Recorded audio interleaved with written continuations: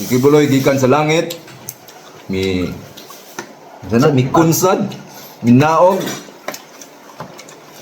aron pag surrender. Good morning, good morning. Good morning po. Higala, kumusta?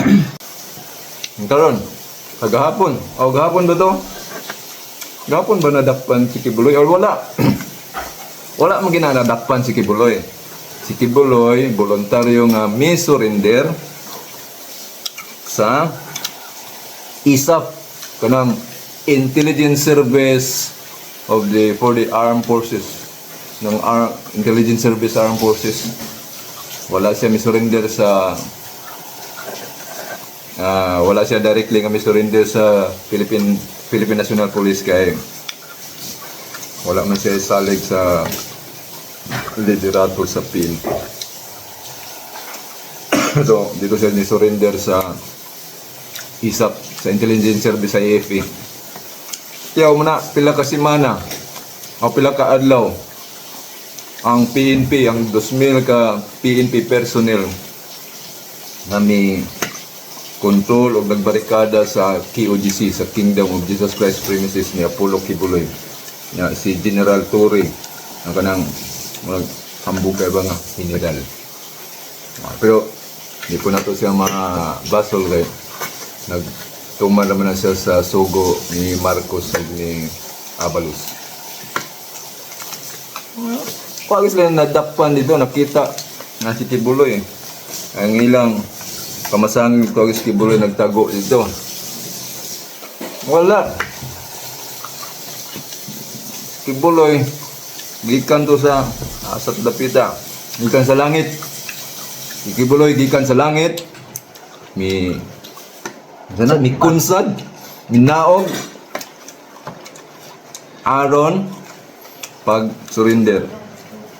So, nipakita si Kibuloy, surrender kay Aaron, mahunong na ng panamas-tamas ng mga kapulisan si KOGC. Na-violate na nila ang human rights sa mga KOGC members. Na-violate na nila ang linaw, katungod sa mga KOGC member na mag-ampo peacefully sa ilang katedral. Marcos, sabi na imong gobyerno karon.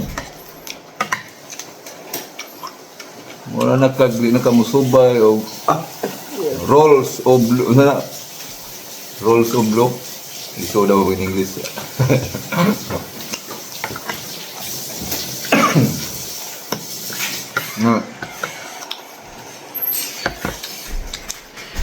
Dakpan si Kibuloy karon.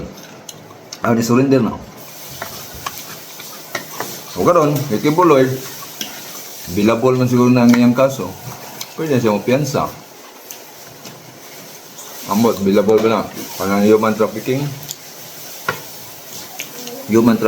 and child abuse. Ay, naman po na siya kaso sa US.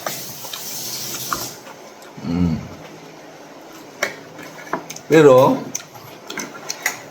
kining tanan anong gibuhat gina sa gobyerno ngano nangusugid si Bongbong Marcos aron madakpan si Kibuloy kay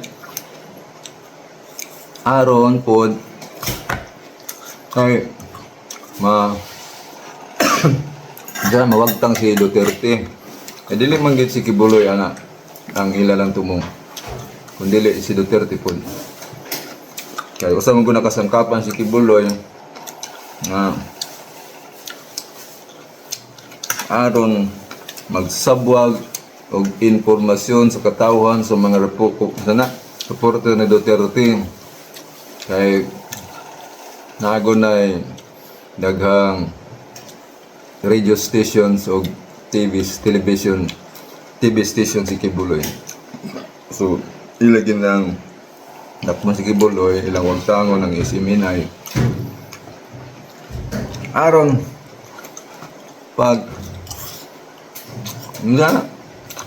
pagwagtang sa mga Duterte na ilang ipadakop si Duterte sa ICC.